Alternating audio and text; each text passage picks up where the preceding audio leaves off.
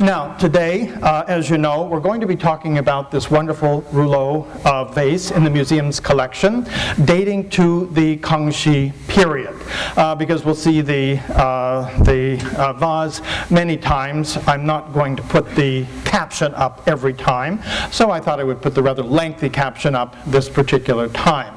But beautifully decorated.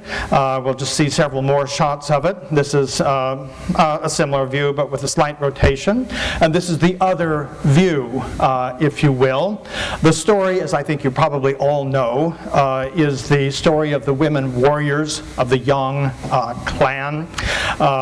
It is a story, a novel, if you will, that came into being in the Song dynasty. It didn't come into being with a single author. It was many stories, many folk tales, folklore that gradually came together and probably took its present form in the Yuan or even the Ming dynasty. But it's something that came together by accretion, if you will. It has to do, of course, the story itself, rather than, unlike many stories in Chinese novels and such that are based in the ancient past, in the Han dynasty or even before, the story of the Yang warriors is actually set in the Song dynasty, and while it's not a realistic novel, so to speak, nonetheless, it takes its cue from historical incidents during that period. I think you know that after the fall of the Tang dynasty in 906, there was a period of disunion, which we refer to as the 5 dynasties and 10 kingdoms. Sometimes they existed or coexisted peacefully. Other times they were battling with each other for supremacy and such. But even more difficult for the Chinese than the battling states within China were the foreigners. The Liao, for example, the Khitan Liao, but also the Xisha people to the northwest, and even the Jin Tartars. They existed as separate states, but they all had their eyes on China. And would cross the Great Wall, would make incursions into China. So at some points, the Chinese government, the Chinese military in the Song dynasty, the northern Song in particular, sometimes they would try to resist them militarily. Other times they would try to bribe them, if you will, by paying tribute here, paying tribute there, making secret deals. But the story of the warriors of the Yang clan has to do with all of this. That is to say, the Yang clan were a family of basically military people. Started out with Yang Ye, is the great patriarch of the clan. His son and descendants were involved in these battles against the Jin Tartars, against the Khitan Liao, the Xisha people, and such. And so the stories, of course, embrace military valor, the great conquests that they made, the victorious battles against these various foreign peoples. And so even today, there is a television series in China based on the warriors of the Yang clan and such. So it's a story that is, began taking shape in the Northern Song period, really came together in the Ming, and has continued to be popular from then right down to the present, as witnessed by the television series. But what we have in terms of the story, we won't go deeply into that. We'll look at it from various points of view. But the easiest thing, if you are really wanting the story because it's long and complex, is simply to get a translation of it and look there.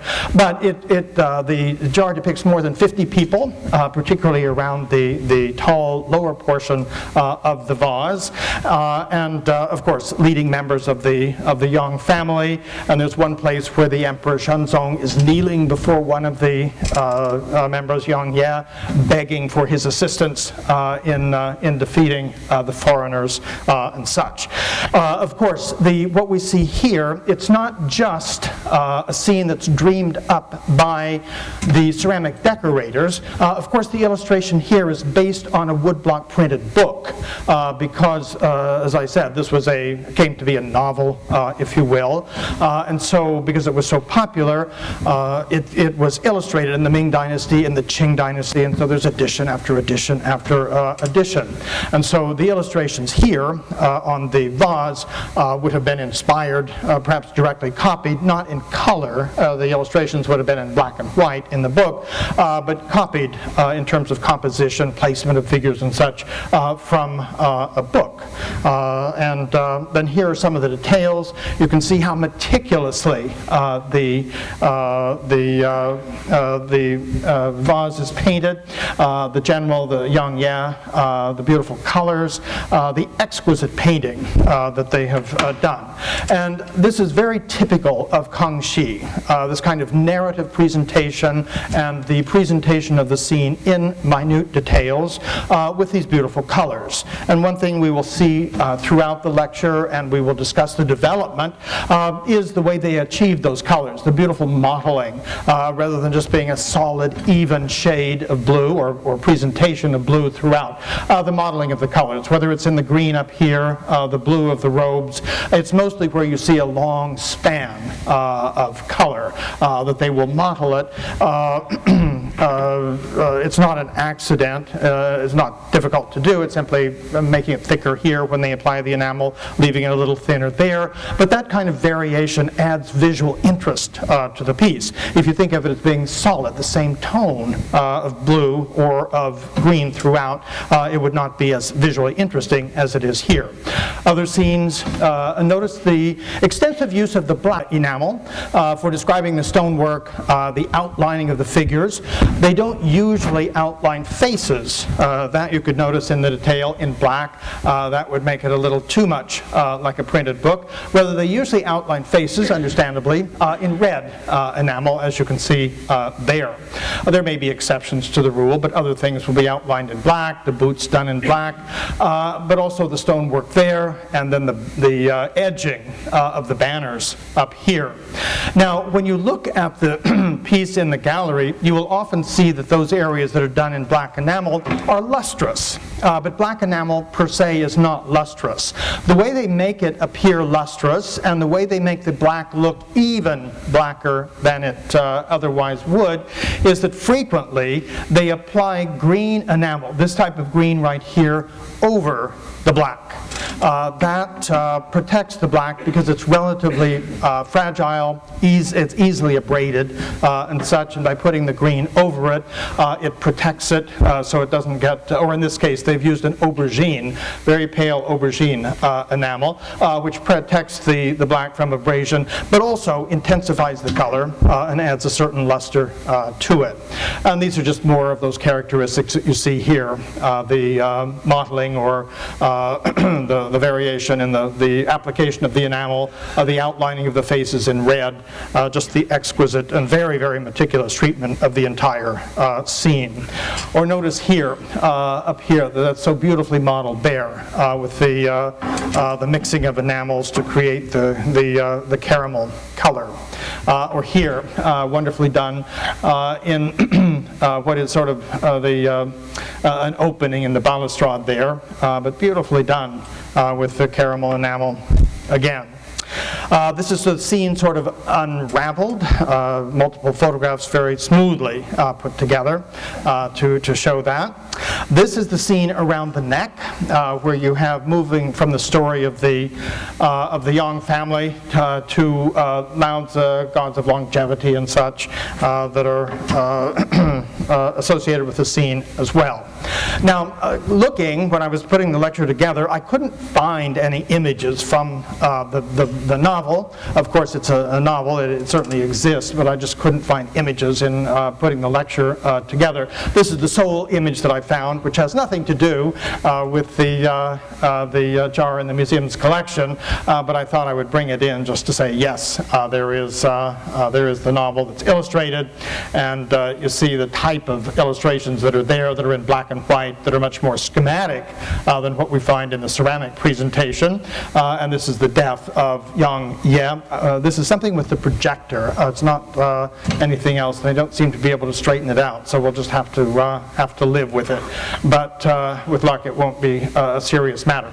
But this is Yang Ye, the death of Yang Ye at the Li family tombs there. Now, first I wanted to say a little bit about the shape. It's actually a Rouleau vase. I noticed in the museum's website it's called a Mallet vase, and we'll distinguish the two. But in fact, it is a Rouleau vase, which is known as a bang chui zun in Chinese. In the West, it generally goes by the French name of Rouleau, which simply means roller. It's not a translation of the Chinese term. It's just a name which can be translated roller or maybe cylinder, something like that, for obvious reasons. The Chinese term bang chui zun literally means a wooden club vase, as if it's big enough to be a wooden club and you could hit someone with it. Now, there are several new shapes. What I want to do is not only to talk about this particular piece, to put it in a context to show exactly how inventive the Kangxi period is. There are actually many new shapes that come into being in the Kangxi period, more in the Yongzheng period that succeeds Kangxi, and yet more in the Qianlong period. We'll just look at a few of the principal shapes that come into being. The Rouleau vase is a new shape that comes in during Kangxi. There is the sleeve vase. We'll see an example of that. It actually comes into being in the 17th century pre-Kangxi, but enjoys a period of popularity at the beginning of Kangxi. Then there is the mallet vase, and we'll see how it differs from the Rouleau vase. The willow leaf vase, which is sometimes referred to as a guanyin ping or guanyin bottle. We'll see why that is called that as well. And then the phoenix tail vase, or the sometimes called a baluster vase or yen yen, and we'll see all of those. There's just every period sees the introduction of new shapes. When we think about Ming or the Yuan dynasty, we have the big chargers. We have the popularity of the blue and white Mei Ping vessels. When we move into early Ming, with all the wonderful blue and white ware in Yongle and Xuande periods, there are any number of new shapes. And that tradition of introducing new shapes continues into the Qing, particularly with Kangxi. When we mention the sleeve vase, this is an example of a sleeve vase, basically cylindrical, constricts slightly at the neck and flares out very, very slightly. They tend to be in blue and white ware. There are some with enamel. They tend to be at the end of Ming, but also continue into the early Qing period. Now, to our eyes, they probably look a little simple, a little plain in terms of the form, but one of the things that I want to emphasize is that these things need to be seen in context. So many things where we see something in a museum or in someone's home, something like that, it'll be one single piece all by itself. It's difficult to know when we see a single piece, was it part of a set? Was it meant to be seen alone? In fact, most of the sleeve vases, and this is not quite a sleeve vase, it's a slightly different shape, but most of the sleeve vases, in fact, probably functioned as parts of sets, so-called five-piece garniture set. Now, this kind of set, of course, was not made for use in China. This is export ware, and we're not really going to talk about export ware here, but in the same way that in the Tang Dynasty, all kinds of gold and silver coming into China from Persia influenced the development of Chinese ceramics. In the Ming Dynasty, there were Islamic metalwork shapes influencing the shape of of Chinese ceramics from the early Ming. Many of those pieces in foreign shape, particularly in the Ming Dynasty, were made for export to the Near and Middle East. But often Chinese clients or Chinese patrons would see those forms and see, gee, we didn't have a use for that before, but it's an interesting shape, and I want one of those too. The same thing happens with some pieces that were primarily made for export. A garniture set probably was never used in China. There might have been a few sets that were there as curiosities, but sometimes the new shapes that often were requested by Western clients would catch the eye of something, and I don't need the whole set, but gee, I like the long trumpet mouth vase, something like that. So that, keep in mind, some things that look a little bit odd to our eyes in terms of their shaping might have been part of a set. Or something like this. Again, we won't talk about techniques and things like that, but it's when we see something like this that we really see how some of these are meant to function as sets, with the bulge in one piece resonating with the constriction of the piece beside it. And this is why it's so very important when you see a single piece. Often you cannot know when you see a single piece, was it part of a set? Sometimes often you can't know. But when you see it and it seems a little bit odd, step back and think, does it look odd just because that's the way it is?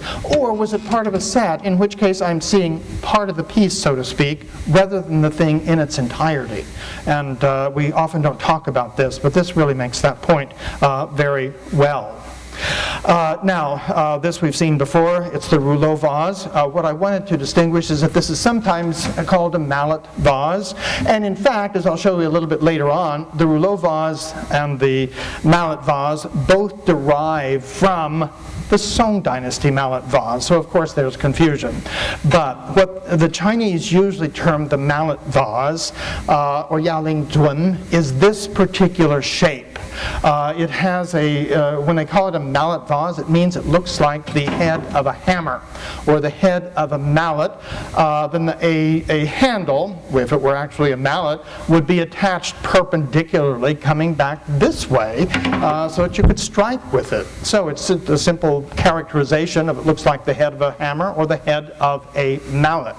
So typically the mallet vase has the cylindrical body, sloping shoulders, rounded sloping shoulders, and then a long, almost cylindrical neck, as you see there.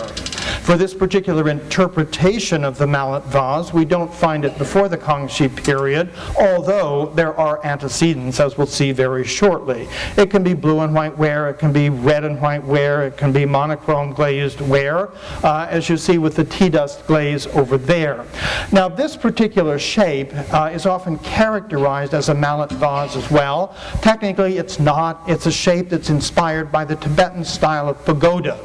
Now, if any of you, and many of you, probably most of you, have been to China and been to Beijing, you know that there is the famous white pagoda, the Dagoba, to the west of the Forbidden City and things like that. And you know that this particular shape that you see there, not with the long neck there, but that particular shape is of that type of Tibetan pagoda shape. And so technically it's different, but nonetheless, this shape of vase is typically referred to as a mallet vase as well. Now, another new interesting shape in the Kangxi period is what is referred to, or translated as a willow leaf vase. Simply like a willow leaf, it's long, slender, and kind of pointed at the end. These can be, they're usually monochrome rather than blue and white, but they could be blue and white. They're typically red, copper red glaze or peach bloom glaze as we see here, but there's certainly other colors as well. And when it's called a Guanyin Ping, of course Guanyin probably did not hold a bottle that looked exactly like that, but Guanyin, the Bodhisattva Guanyin, or Avalokiteshvara in Sanskrit, is often shown holding a bottle as we see here. And it's thought to be a bottle containing holy water, for example. But because it's just a poetic name to say that those are Guanyin Ping, like the bottle that Guanyin holds. Now, then this other form that I want to talk about is the phoenix tail vase, or Feng Wei Zun, as we see here, which has a long, elongated body, wide shoulders, a little bit like a Mei Ping, but then a very long trumpet mouth. These can be in blue and white ware, as we'll see. They certainly can be in overglazed enamels, like the vase here in the Asian Art Museum that we're discussing today. It is termed in Chinese a phoenix tail vase. It's also known in the West as a baluster vase, or sometimes as a yen vase. I have been trying for a long time to find the characters, the Chinese characters for yen, and I can't. If any of you know the characters, let me know. I asked another specialist, a Chinese specialist in ceramics, who thought for a while and said, you know, I think it's a made-up Western term, but no one's sure, and so we'll continue working on that. Interestingly, when we changed our spelling, that is the romanization of Chinese, from Wei Giles to Pinyin, the name used to be spelled Y-E-N in Wei Giles. It's now spelled Y-A-N, according to Pinyin romanization. Now, whether they're actually Chinese characters or if it's a made-up Western name, then it's sort of a false change in romanization, implying that it's an original Chinese word. So that's yet to be sorted out. Now, when we call it a baluster vase, the English name, for obvious reasons, these are balusters. Technically, they have absolutely nothing to do with the Chinese phoenix tail vase. It's just a coincidence that there is a taste for this particular, and these are just a diagram of various types of balusters that are used in Western balustrades and railings and banisters and things like that. But typically, many of the balustrades in the West follow sort of a vase form. So naturally, before anyone in the West knew the Chinese name of this form, but loved the form, they applied this type of name to it. So that's where that Western term baluster vase comes from. Now, this, what I'll say next, doesn't really have anything to do directly with the vase in the Asian Art Museum collection. It's the focus of our lecture today. But some things I want to point out about the Kangxi period. This is another, not the same one, but another one of the phoenix tail vases. And you notice that it's set on a stand, a wooden stand. This is probably not its original stand, but what I want to point out here is that it's during the Kangxi period that they first began to make stands, not to make stands, as I will show you, they were using stands for collected antiquities at least as early as the Song dynasty. But it's in the Kangxi period that they begin to make for decorative ceramics, not for a ewer that goes on the table or for a bowl or something like that, but for a ceramic piece that is made for decorative purposes. They would began in the Kangxi period to make stands and put a brand new piece in addition to collected antiquities on stands. And then not only did they begin to put them on stands, new pieces during this period, but they would shape the piece in some instances to accommodate the stand. Now, just a little bit of background. Here, for example, is that guanyin ping that I showed you before. This is probably an original bronze stand made to go with the piece. The guanyin ping is so small at the bottom, it is so tall and slender that while it can stand upright on its own, that the slightest bump to the table, it's on its side and perhaps broken. It just has a very, very high center of gravity. So from the beginning, the guanyin ping, or the willow leaf vase, was intended to be displayed on a stand, as we see here. And so that just makes the point very, very clear in the Met in New York. And I will show you a detail. The detail I show you coming up, it's not the whole scroll, it's not a long scroll, but probably 6 to 8 feet.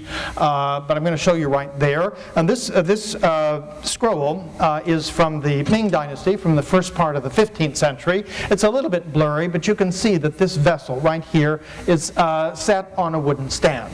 And so in this case, this is not a new ceramic piece. This is Ming before they're putting new pieces on stands.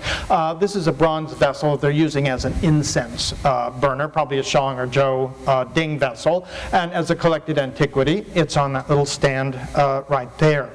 This is by the same artist, but this painting, from which I've taken this section, is in the Cleveland Museum, very similar style. But there's a scholar's rock back there on a lovely red lacquered table. And if you look carefully at the detail, you see the rock, as we would expect, is placed on a wooden stand, partly to set it apart, separate from the mundane, the ordinary. But of course, a rock, like the Guanyin Ping, needs to be properly oriented and held in place to display it to best advantage. So it's difficult to find, because we don't usually find such detailed paintings in the Chinese painting tradition. It's difficult to find rocks, ceramics, bronzes, and such on stands. But if one looks hard enough, one will find them, and one sees in this context that they were used, that they were put on stands. Now, this rather ungainly piece is not complete. It's broken. It's the lower portion of a phoenix tail vase. But what I wanted to show you, I told you that not only did they begin to place newly made decorative pieces on stands in the Kangxi period, but they shaped the pieces precisely to fit the stand. The reason I'm dragging this ungainly piece in is that you can see very clearly that there are sort of two bases. When it's on the stand, the portion down here, the lower portion, fits into the stand, and what you see here flaring out just below the double bowstring lines seems to float on top of the stand. And so whenever you see that, this double base, if you will, you can see it a little better. I increased the size. Here, when you look now back at this one, you can't actually see the base that fits inside the stand, but you can tell from the shadow down there that what you're seeing here is not the end of the vase. That's the display end of the vase, and then there is a separate foot ring that fits into the stand. Maybe you can sense it a little bit better there. The black is a shadow from this, and then the actual foot ring is inset a little bit, unglazed, and would have gone into the stand. So here you can see this is a newer stand, and so it doesn't fit quite right, but you can see how if it fit perfectly, that area right there would go into the cavity of the stand, and this would seem to be the bottom of the vase floating on top of the stand. Now, this is not the underside of that piece. It's difficult to find slides of Kangxi, the bases of Kangxi pieces. But this shows what I wish it were a little wider. But here you can see the actual foot ring that fits in the stand. This is the inside of it. That's the bottom of the foot ring. And this over here is the underside of the flaring part there that you see when you're looking at it when it's right side up. So that's just to give some background on how some of the new features that come in. Now, not all pieces. It's possible that the Rouleau vase here in the Asian Art Museum might originally have had a stand. It just has a different type of base. The Rouleau vase does not have this type of base. This type of base is usually associated with the phoenix tail vase and a few other shapes. But it doesn't mean that if it doesn't have that kind of base that it didn't have a stand. This we know did, other types we don't know for sure. Now also we talk about the plum blossom and cracked ice background. It's not a Western term. The description of cracked ice comes out of Chinese.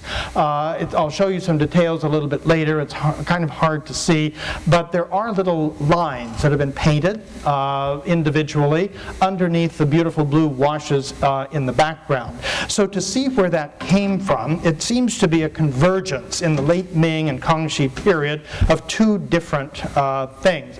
Yes, I have this detail. Perhaps you can see in some of these areas that there are little lines that are painted underneath, and then the beautiful blue washes put over that. And the Kangxi blue, cobalt blue, is one of the most beautiful shades of blue that one will ever see. Now keep in mind that these days it's said that for every genuine Kangxi piece there are 9 fakes. either made in the 19th century or 20th, even 21st century. So that not everything that claims to be Kangxi necessarily has the beautiful blue. But most anything that is Kangxi should have this beautiful blue that you see here. But if you look in certain areas, it's a little more evident in some areas than in others, that fine pattern of lines painted there and then covered with the well-controlled overlapping washes of blue. Now, to see where this interest in the cracked ice pattern came from, it probably dates back originally to the Song dynasty. This is imperial roux-ware. We don't know whether a crackle pattern in roux-ware was desired or not. It's not mentioned, as often as roux-ware is mentioned in Song dynasty records, the crackle pattern is never mentioned in Song dynasty records. In addition, as you know, there are very few pieces of roux-ware anywhere in the world.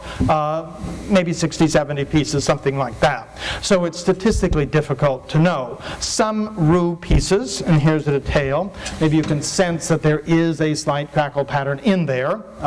Some pieces have a crackle pattern, others don't. And so we kind of think maybe it wasn't desired, but once they saw it was there, it became desirable, something like that. But certainly in guanware, this is not guanware, this is a modern ceramic piece. But by the proper glaze formula, proper firing conditions, you can create this kind of pattern in a glaze. Now, these are not the typical cracks. That is a crack that goes straight down through the glaze and is sort of perpendicular to the glaze. This is like layering of cracks, like shattered ice, something like that. This is the way, on a very small scale, the crackle in roux-ware often looks. And a few roux pieces have something not this obvious, not that distinctive, but something that approaches that. This is another modern piece that has that particular character to the glaze. And we do get that kind of crackling in some Qing Dynasty ceramics by design. But that's sort of the background there. When we move into the Southern Song period, of course, we have imperial guanware with a different type of crackle. Now, this, instead of resembling shattered ice, is a straight fishnet type of crackle with the cracks, instead of being diagonally oriented vis-a-vis the surface, these go straight down and are perpendicular to the glaze. But the cracks begin to become desirable in guanware and continue on. Sometimes a denser pattern, sometimes a less dense pattern, but the thing is that it should be even, whether it's evenly dense, evenly loose, and so they had to learn to control that. But it became a part of the Chinese ceramic tradition. But beyond that, it begins to enter into window tracery as well. Now, some tracery for doors and windows is purely geometric, as we see here. But other times the tracery becomes somewhat more fanciful. This is moving in that direction. And then there is window tracery that actually is a cracked ice pattern and is so called in Chinese. The Binglie Chuang, or ice cracked window, is the way that translates literally. But that is the immediate forerunner for the appearance of the cracked ice pattern in later Chinese ceramics. So it seems to be a convergence of a taste in ceramic ware coming from the Song dynasty for a crackled glaze, and then combining that with a beautiful pattern like this that isn't necessarily a crackle pattern in the glaze, but is under the glaze and kind of resembles that. Then there are even windows. This has a crackled ice pattern. This is quite late from the 19th century. But if you look carefully in the window tracery, not only do you have the cracked ice pattern, but you have little carved flowers as well, little plum blossoms. So once again, a resonance between architectural design, if you will, and ceramic design. Now, the first time we see the cracked ice pattern is again in the late Ming, not as boldly as we will see it in Kangxi, but look up there. There it is. That's where it makes its first appearance. Here's the detail where you can see that. Much too complex to be characterized just as a geometric pattern. In fact, it is a cracked ice pattern. pattern. And with something like this, we don't know what caused it to come into the ceramic tradition here, whether it is looking at window tracery, whether it's looking at crackled ceramic glazes, the dense crackle on some of the guan or ge ware, for example. We don't know. Anyway, it makes its appearance here just as border decoration, and then it will be taken in as an all-over background pattern, generally with the overlay of beautifully hued washes. And there you can see it again. Perhaps here you can begin to sense that pattern of lines underneath the washes that gives it its name, the cracked ice pattern. Now, in terms of, we also need to go back and look at the origins of these new shapes. Some of them are simply new inventions. Others of them do have antecedents, distant as they might be. We've talked about the new shape. We've talked about the use of stands in the Kangxi period. But where did this shape come from? We haven't seen anything like that before. Well, of course, one of the sources of inspiration is the Meiping vessel. That is to say, the broad-shouldered, narrow-waisted vessel. Very elegant, depending upon the proportions and the way it assumes its shape. But of course, the Meiping never has a long neck. So we think that the willow leaf vase, or guanyin ping, is probably a combining of the Meiping with its broad shoulders, plus the beautiful, as it's called in Chinese, yuhu chun ping, which has the long neck with a slightly flaring lip. So if we put them together, it seems to be a joining of these kinds of forms to come up with something new. So that we have, by the time we get to the Qing dynasty, there's so many layers of inspiration, so many layers of sources. There are things that are newly invented. There are old shapes from the Shang dynasty, the Zhou dynasty, particularly the bronze forms, or even jade forms like the Cong-shaped vase that are archaistic, going back to the Bronze Age. There are other things that are archaistic but harking back to the Song dynasty of imitating Song forms. Then there are yet others that combine forms from earlier eras, as we have here. When we look at this again, where does this shape come from? It's new, but not brand new, shall we say. Of course, the first source of inspiration is a Zun vessel, which is a wine vessel, like the Gu wine beaker, but it's broader in terms of its proportion, but also is sort of tripartite with a long flaring neck, the bulbous central part of the body, and then a lightly flaring circular base below.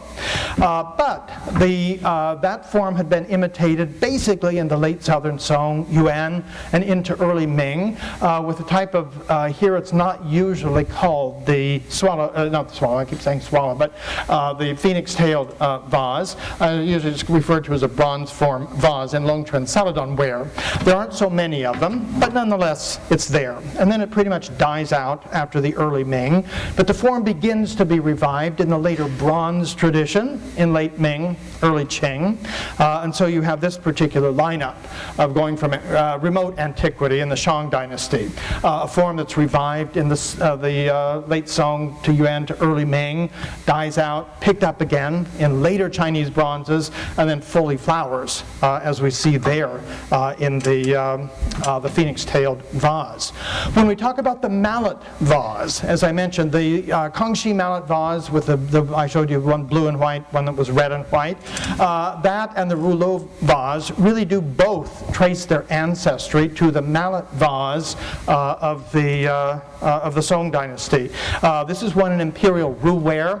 Of course, the metal band wasn't originally there. It had a neck. We just don't know on a vase like this whether it simply ended in a thickened ring or whether it actually had a small everted lip. Either one would be possible. The essential thing is that it has a somewhat cylindrical body, the very angled shoulders, and then the long, gracefully, slightly constricted neck that you see there. Another one picked up, that was Rouleau. This is picked up in Guanware. This again probably had a thickened ring at the top, but there you see exactly the same form, copied in Guanware several decades later, and with the crackled glaze. This is one that doesn't have an everted lip, but does have the thickened ring at the top. And you can see how all of these are in the background for the Qing mallet vase. But then those influence the development in Long Trent Celadon ware of this type, which may be a direct copy with that type of lip of Roux ware or Guan ware, or this may be an invention of the Long Trent kilns. Now, when we see this type of mallet vase from the Song dynasty, we often see it with the little, sometimes they're phoenix birds, in this case the dragons, in other case they might be a pair of fish, golden carp, for example, there on the neck. But in its simplest form, it's completely plain, like the one here. So that these are the ones that are the ancestor, and there's the relationship between the Long Trent and the Guan. So then here you see the ancestry of the Qing mallet vase, taking inspiration from the Song dynasty Roux ware or Guan ware, but altering the form lightly, the proportions change, the definition of the shape changes, and it loses the thickened rim, which is not something that appealed aesthetically to people of the Qing dynasty. But also, we see then that the Rouleau vase shares a common ancestry with the mallet vase, but emphasizes the lip at the top and also the proportions. It's a much taller kind of vase.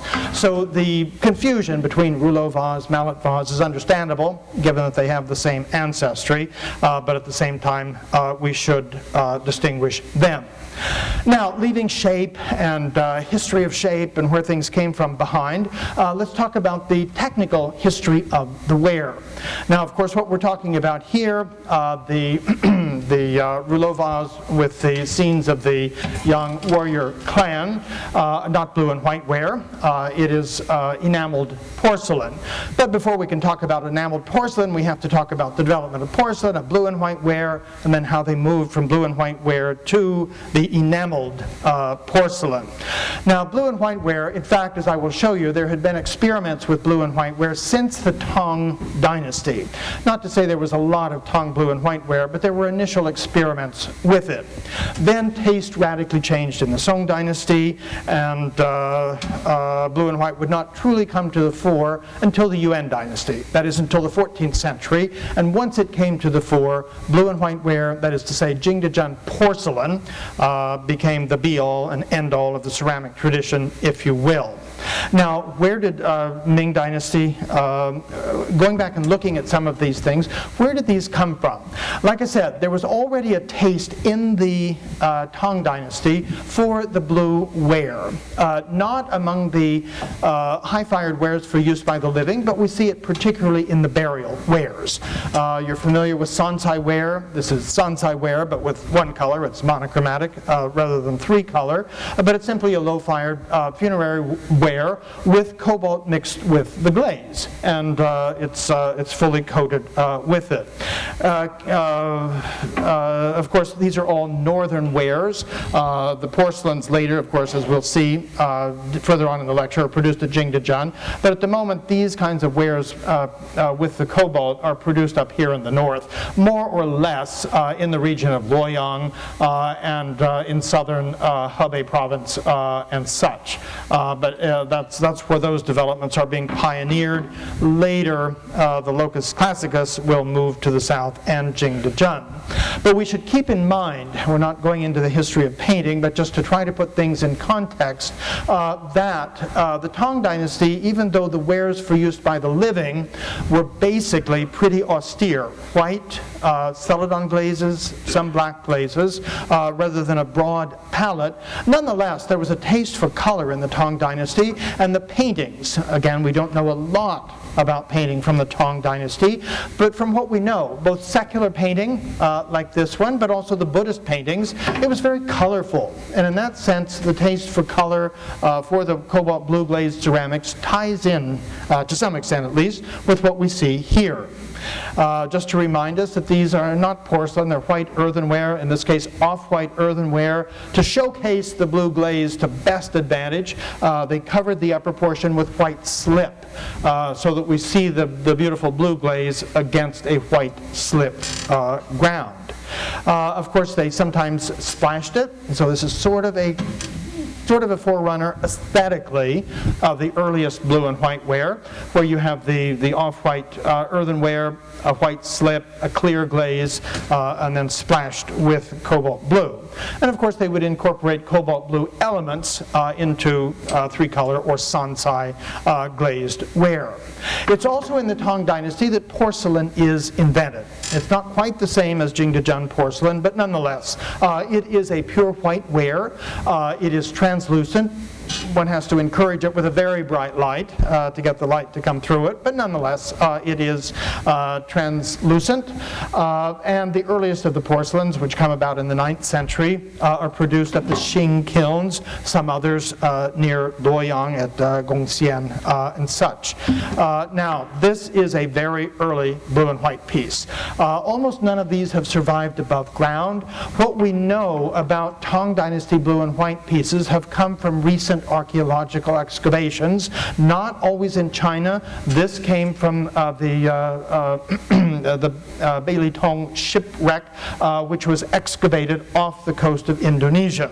So that in the Tang period, it would seem that most of the blue and white pieces that they made, like many of the 14th century blue and white pieces, were for export. So they've discovered a number of these pieces in that shipwreck and in a few other finds as well. They tend to be highly stylized floral designs, as you see there. Here is a shard from another one with a very schematic design, but that kind of porcelain with the underglazed cobalt blue. Now, the reason I'm emphasizing this is not just to say they tried and then centuries went past before they did it again. The thing is, this was very influential on what happened farther west. This was done in Iraq in the 9th century. So probably something like the Bailey Tong blue and white ware, the type that was discovered in that shipwreck, probably some blue and white ware like that from the 9th century found its way to the west. You remember that lots of the Qing ware ended up going to Iraq as trade ware. Probably some of those with blue and white designs went as well. Now, this is produced in Iraq. This is not porcelain. This does not have the technical sophistication of the Chinese blue and white ware of the 9th century. But it is picking up the aesthetics of that ware. This is earthenware, very low fired, but it's emblazoned with the kind of schematic design that you see there. So it's probably 9th century aesthetic influence of China on the Near and Middle East. Now, this will die out in China, the blue and white ware. In the Song period, tastes change. They forget about the colorful. They emphasize monochromatic ink painting. They like the beautiful monochrome glazes, dingware, dingware, the various celadon wares and such. But these wares will develop in the Near and Middle East, not as porcelain, not as high-fired ware, but as earthenwares. And then with the sort of unification of much of the world under Kublai Khan and the Mongol Empire, those kinds of things in their 14th century manifestations will make their way back to China and suddenly spark a revolution that brings about or ushers in the taste for blue and white ware. So it's back and forth, that kind of thing.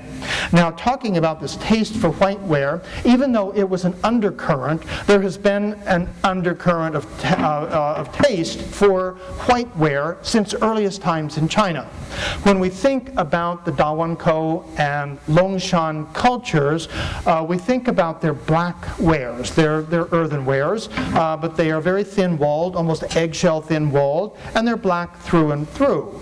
But there are also white wares from the Longshan culture, but also from the very beginning of the Shang Dynasty, the Arlito culture, as we see there. Low-fired, they're earthenware, but nonetheless, we're on the way to ushering in whiteware. In the Shang Dynasty, of course, there are these kinds of pieces. These are not porcelain. They are using kaolin, but still, they're fired at such a low temperature that they're basically the upper range of earthenware. This piece is much restored, over-restored in some ways that you don't see all the missing pieces, but nonetheless, you get a real idea of what it looks like. Or this one here in the Asian Art Museum, which has been somewhat restored, but not as completely as the one one in Washington. They're not direct copies of bronze vessels, but they certainly take their inspiration from Shang Dynasty bronze vessels. Now, we don't see too many whitewares in the Zhou Dynasty or the Han Dynasty, but beginning in the 5th and 6th centuries and 7th centuries, there is a resurgence of interest in whiteware. This is white stoneware. The difference from white stoneware and porcelain, it's also fired at a high temperature, but it is not translucent. It doesn't have quite the right mix of clays to be translucent. So you can try to shine a light through it, but it is opaque and will not transmit the light like porcelain will. But this is the real beginning of the continuous tradition of the development of the whitewares in China. The white body, the clear glaze, and the earliest ones seldom are decorated. Or the sets like this. Again, this one, these are done in earthenware, in white earthenware, but this one is actually a very early form of porcelain. And then this really, these are the first real porcelains, if you will, those from the Qing kilns, such as the one here. This one, the Qing kilns are located excuse me, in southern, it's not really marked on the map, but it's down in this area. Anyang is in Henan province, so it's up here where you see Guantai, Sisian. It's right there in that area. It's where the Qing kilns are located. Just a little bit later, the Ding kilns will arise in the late Tang period. They're up here at Chuyang, and of course they take their inspiration from the Qing kilns, and then they do everything so well that they eventually put the Qing kilns out of business. But these I think you're familiar with. They sort of have the so-called bead disc foot ring on the bottom. Not that they were imitating a bead disc. They may not have known about bead discs, but superficially it resembles a bead disc because the foot ring is so very wide but not very deep.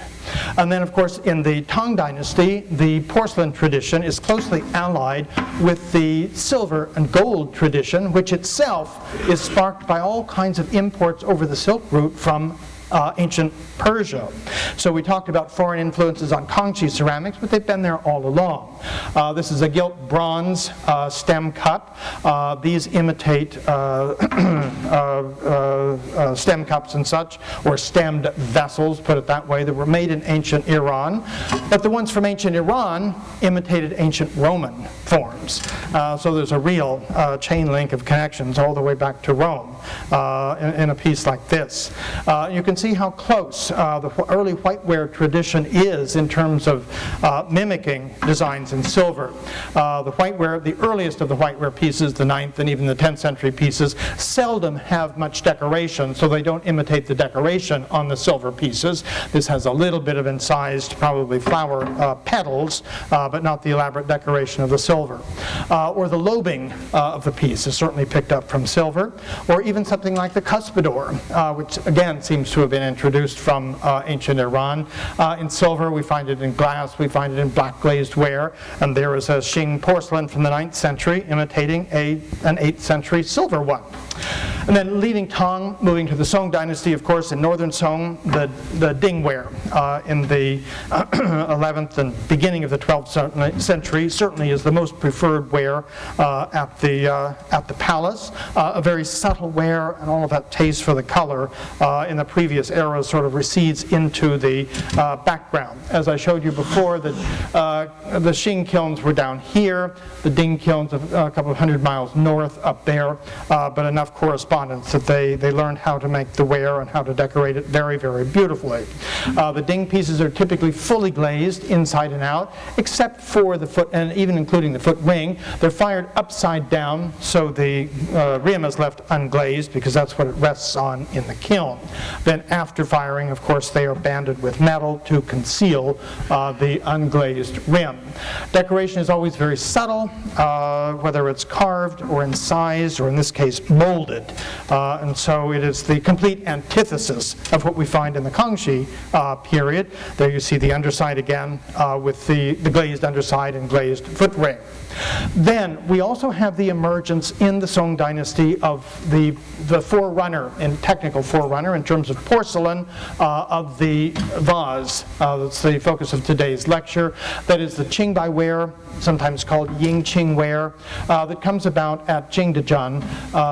Jingdezhan we'll explore in just a minute, but Jingdezhan had been in operation for 1,000 years by the time they began producing this, but it's only in the Northern Song period that it comes into prominence with its beautiful Qingbai ware, which is a very thin-walled, highly translucent porcelain.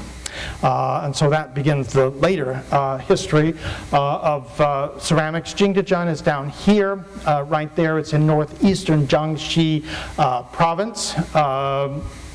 Coincidentally, Hangzhou is not far away, over a couple hundred miles assuredly, but not far away in terms of the vastness of China, right there. Now, we need to explore just a little bit, because from the Yuan dynasty on, most of the important ceramics, and certainly almost all of the important porcelains, were produced at Jingdezhan. Now, what made Jingdezhan so special? How did it rise to the top? And how did it put everybody else out of business, so to speak? We'll explore that briefly, then we'll take a break and continue our discussion. But this shows you the area where Jingdezhan is in Jiangxi province, which my spell check did not manage to catch that misspelling. One pays a fortune for these things, and then of course they let you down. Anyway, I just noticed that. But anyway, Jingdezhan, what gave it the opportunity to rise to such great prominence? Well, first of all, it has the necessary materials for making porcelain, and it has them in abundance. That is, kaolin and patuns, the two clays that are necessary for making porcelain. There are still great deposits there today. It's not that other places in the world don't have those clays. They do. But the clays at Jingdezhan, first of all, you have both of those clays there. Other places might have one clay or the other clay, but not both. This is why in Europe, and particularly in England, you would get so-called bone china. They had kaolin, but they didn't have the patuns. So they were using some other clays mixed with ground-up bones to provide some of the elements necessary to substitute for patuns. It's not that anybody wanted bone china per se, but it's the closest they could get to Jingdezhan china. Jingdezhan had both clays in abundance, and the clays of very high quality. That was the first thing. The second thing is, when you see this picture, you see the great wealth of trees. Why do trees matter? You have to have fuel for the kilns. In the north, they were basically, from the 10th century on, the Ding kilns, Yaozhou kilns, Suzhou kilns, they were burning coal. Before that, of course, they used wood. But for those of you who have traveled in North China, you know it's not as lushly forested as this region of China. So they switched to coal because it was more plentiful, it was more readily available, and it was cheaper than wood for those kilns in the north. The downside is that it's very difficult to achieve reduction firing, which is necessary for the pure color of the glaze using coal. If you want reduction firing in traditional times, you need to have wood. So not only are there abundant forests, as you see here, but because of the gentle climate, lots of rain, this and that, the forests are self-replenishing.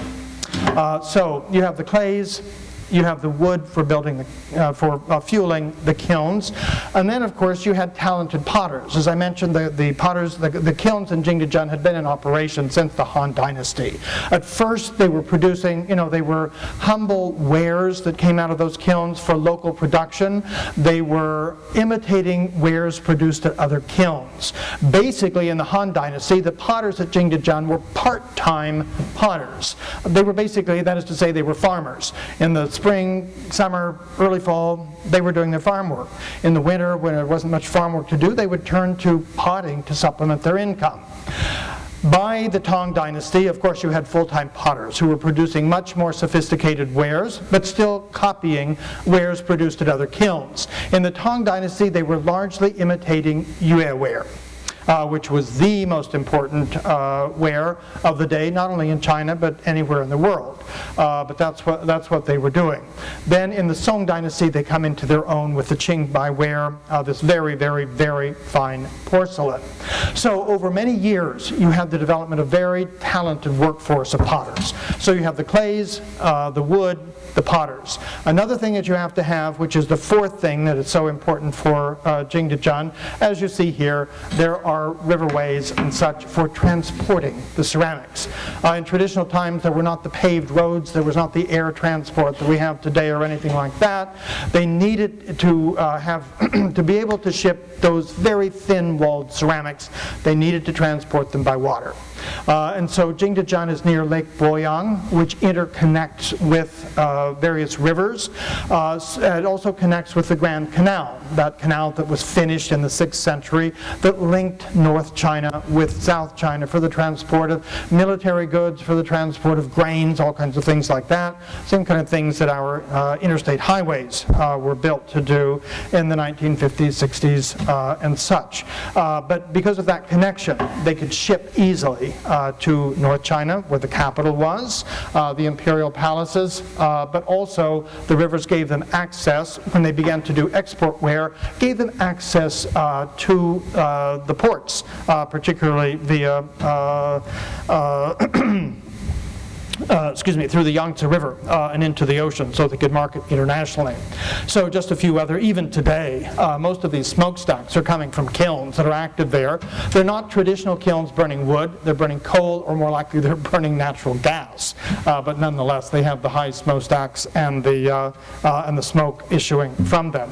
The kilns at Jingdezhan were dragon kilns, which is a long kiln going up the side of a hill, traditionally. Not the regular dragon kiln like this, but they were chambered dragon kilns. Forget the one over there, but chambered kilns, so that instead of being one long kiln, it was a series of linked chambers, so linked chambered dragon kilns. It meant that there was a firebox down here where the principal fire was, but they were also able to have smaller fires along the way, if you will, which gave them much more control over the temperature within the kiln and also the atmospheric conditions within the kilns. This is a traditional kiln, a modern one, but a traditional style. Hard to see there, but you can see some of the stoke holes and things like that there. Of course, they're always covered with a roof, not an entire building, but they're covered with a roof. You can imagine if you have a kiln that's going to be fired for several days in the range of 1400 degrees centigrade, and you have a rainstorm, the last thing you want is water coming onto the surface of the bricks. Not only it would possibly the water, the cool temperatures and such damage the kiln itself. So it's covered with a roof to protect it from rain, particularly during firing and such. Or here's another one where it's a straw roof here. You can't really even see the kiln, but the kiln is under there. So if you go and you see a traditional kiln, that's what they will look like today.